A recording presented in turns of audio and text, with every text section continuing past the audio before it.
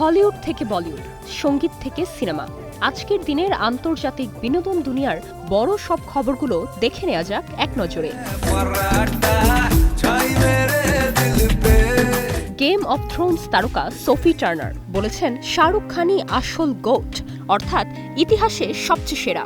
দীপিকা পাড়ুকোনের কাজেরও ভীষণ প্রশংসা করেছেন তিনি। বলিউডের জৌলুস ও আবেগ তাকে মুগ্ধ করেছে। ভবিষ্যতে ভারতীয় ছবিতে কাজের ইচ্ছাও প্রকাশ করেছেন তিনি।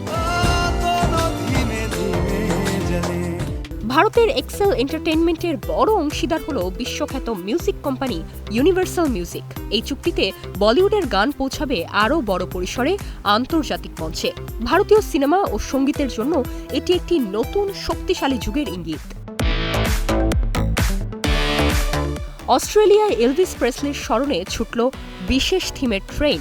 গান, সাজ আর আবেগে ভরা এই যাত্রা হাজারো ভক্তকে নিয়ে গেল এলভিস উৎসবে। বহু বছর পরেও রক অ্যান্ড রোলের রাজা যে এখনও জীবন্ত, তারই প্রমাণ মিলল। উইকেট ফর গুড ছবির জন্য মনোনয়ন পেলেও গোল্ডেন গ্লোবসে যাচ্ছেন না সিনথিয়া এরিগো।